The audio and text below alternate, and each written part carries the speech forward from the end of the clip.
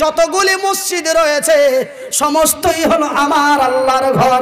বুখারীর হাদিসে লেখা আছে, মান বানা লিল্লাহি মসজিদান বানাল্লাহু লাহু বাইতান ফিল জান্নাত। যারা আল্লাহর ঘর বানায় আল্লাহ তাদের ঘর বানায়। আল্লাহর ঘর বানা হয় বকুল তলায় না কোন তলায়? এটা মন্ডলতলা। মন্ডলতলা। আচ্ছা আচ্ছা, আল্লাহর ঘর বানা হয় মন্ডল টোলায়। আল্লাহ বান্দার ঘর বানাই তার জান্নাতে। ভাই গো, এইবার আমি মনিরউদ্দিন নবীর মাদ্রাসায় লেখাপড়া করলাম 1-2 করে 14টি বছর ধরে। ভাই এই যে কাইয়ম ভাই বসে আছেন, এই জায়গাটা মামুর বাড়ি নয় বন্ধু।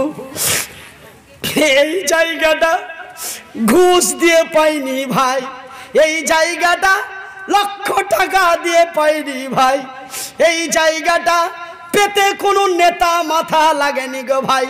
এই জায়গাটা পেতে মাকে বড় কষ্ট করতে হয়েছে, এই জায়গাটা পেতে মায়ের ইজ্জত বেজ্জত হয়েছে। ভাই গো,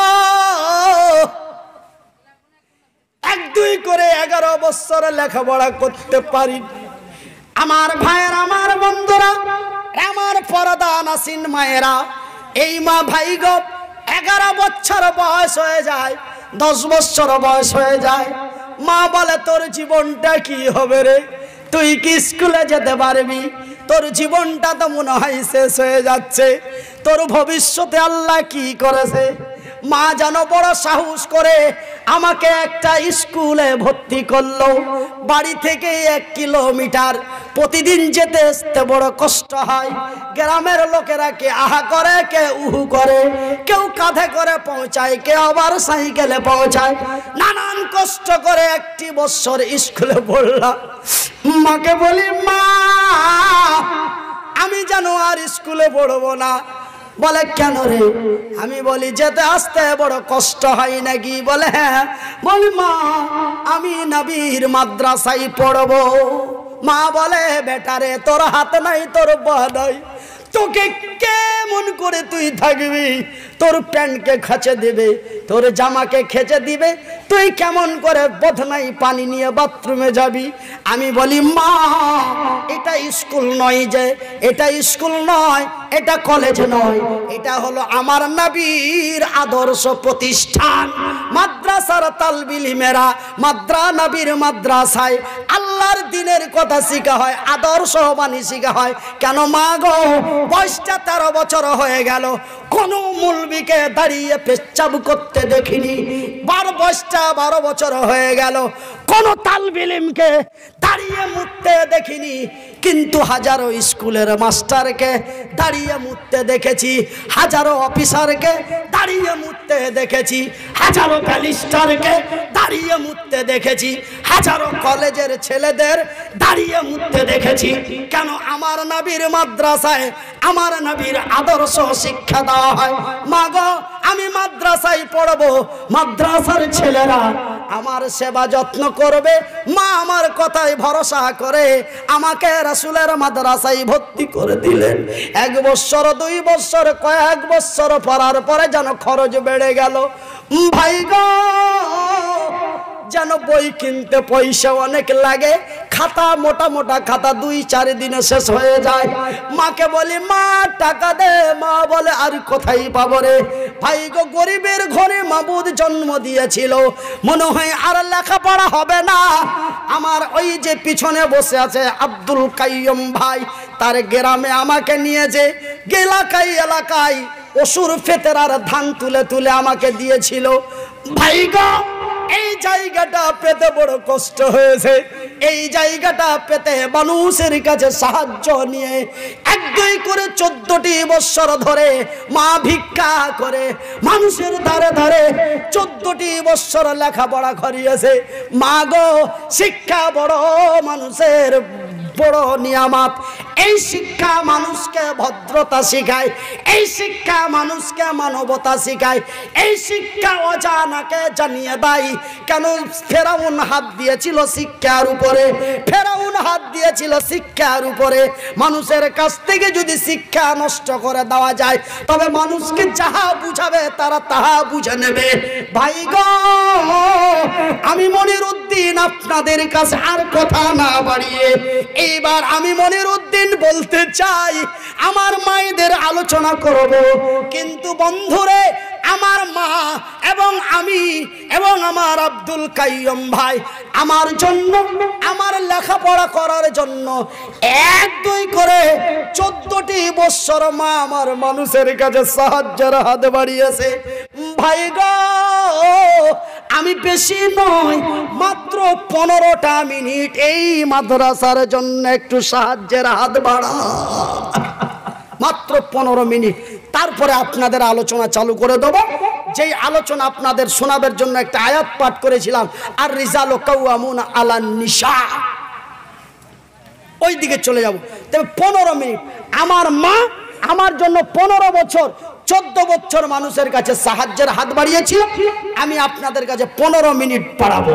আছেন কোন আল্লাহর বান্দা, আছেন কোন আল্লাহর বান্দি, আছেন কোন আমার আব্বা, আছেন কোন আমার আম্মা, আছেন কোন আমার ভাইজান, আছেন কোন আমার ভাবিজান, আছেন কোন আমার ভাই গো, আছেন কোন আমার বোন রে, আল্লাহর রাসূলের দ্বীনি মাদ্রাসার জন্য একজন দাঁড়িয়ে বলবেন, মনিরউদ্দিন ভাই আমি টাকা 10,000 দিব।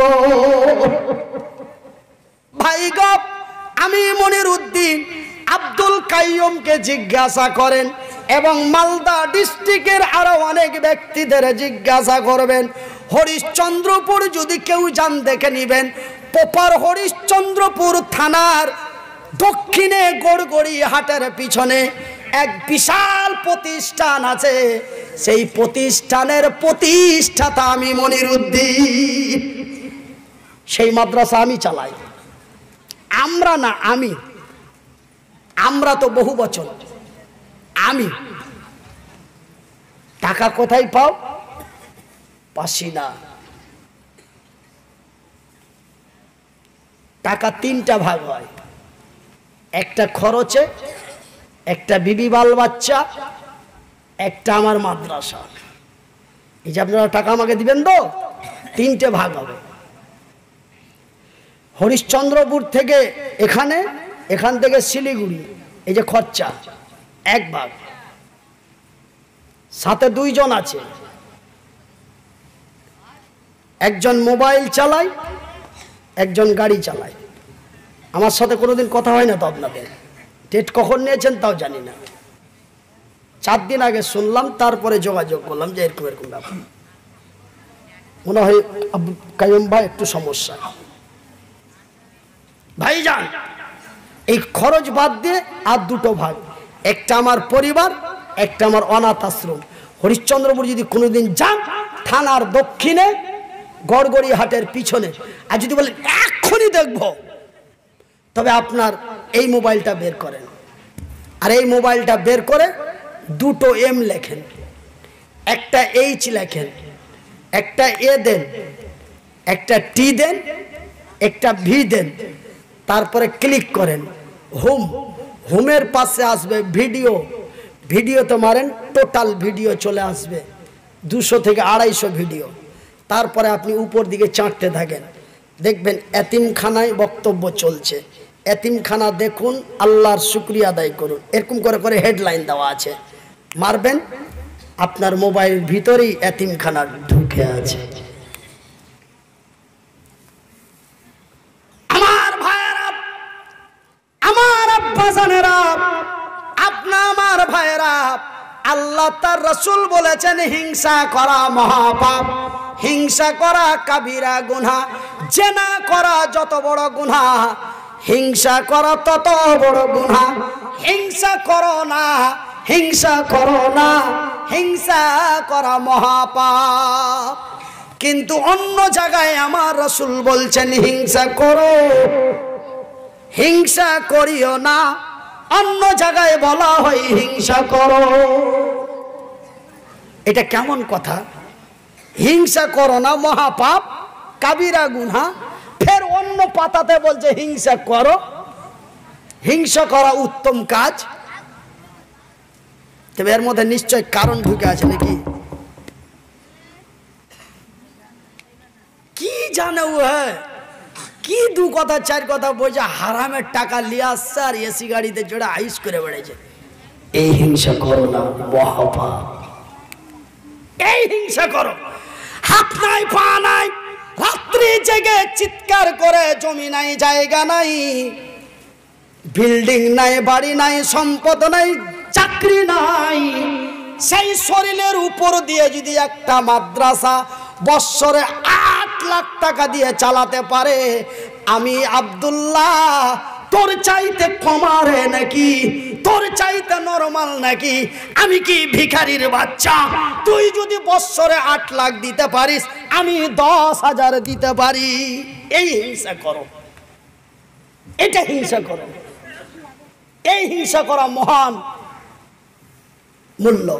এটা হিংসা করো, এটা হিংসা করিও না। কিছু জানে না, কি বলে না বলে, হারামের টাকা 15,000 গুনে লাই, এসি গাড়িতে চড়ে ঘুরে, দেখি খারাপ লাগে। এই হিংসা করো না। এই হিংসা মহাপাপ। এই হিংসা করো। হাত নাই পা নাই, বাড়ি নাই গাড়ি নাই, চাকরি নাই বাকরি নাই, জমি নাই জায়গা নাই, রাত চিল্লায় রাত খায়। বৎসরে যদি 8 লাখ টাকা দিয়ে মাদ্রাসা চালাতে পারে, আমি কি 500 টাকা দিতে পারি না?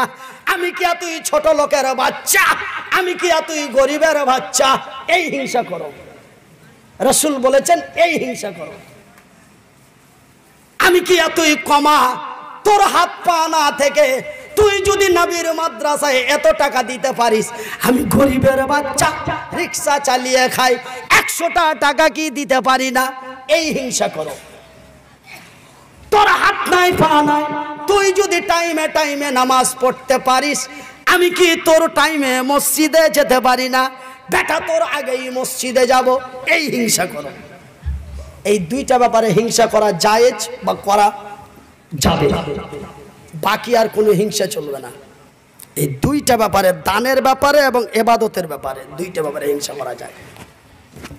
তো ভাইজান, একজন 10,000 টাকা, একজন 5,000 টাকা, 1,000 টাকা করে 5 জন, 500 টাকা করে 5 জন, মাত্র 12 জন লোক, 15 মিনিট টাইম। এই 12 জন লোক, এটা ভাই কার? একটু ওই সাইডে করো। এটা মহিলা ব্যতীত পুরুষেরা আপনারা আমার হাতে মুসাবা করে, বাকিতে দিলেও হাত রাখবেন, মুসাবা নাই। এটা আমি আপনার সাথে ওয়াদা করছি। কিসের ওয়াদা? যে 500 টাকা দেবে এই ব্যক্তির জন্য আমি অতদিন দোয়া করব যতদিন আমার মেমোরি হ্যাং না হয়ে যাবে, আমার জ্ঞান যতদিন শূন্য না হবে। 500, 1000, 5000, 10,000, এই 12 জন লোকের জন্য, এই 12 জন ব্যক্তির জন্য আমি অতদিন দোয়া করব যতদিন আমার জ্ঞান শূন্য না হবে। কথাটাকে আমি মুখ দিয়ে বললাম না। আল্লাহ যদি কোরআনের কসম খেতে বলতেন, আমি কোরআনের কসম খেতাম। আল্লাহ যদি মাটির কসম খেতে বলতেন, আমি মাটির কসম খেতাম। আল্লাহ যদি রিজিকের কসম খেতে বলতেন, আমি রিজিকের কসম খেতাম। কিন্তু আল্লাহ তাহা নিষেধ করেছেন। তাই আমি আল্লাহর কসম করে বলছি, সৃষ্টিকর্তার কসম করে বলছি, আমি এই 12 জন ব্যক্তির জন্য অতদিন দোয়া করব যতদিন আমার জ্ঞান শূন্য না হয়ে যাবে। আল্লাহর কসম, খোদার কসম, মাবুদের কসম, সৃষ্টিকর্তার কসম। আমার আল্লাহ আমাকে দুটো হাত,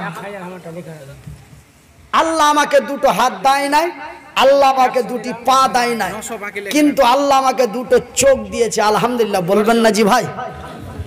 না, আমার চোখ দুটা দেওয়াতে আপনাদের মেজাজ খারাপ? জোরে বলি আলহামদুলিল্লাহ।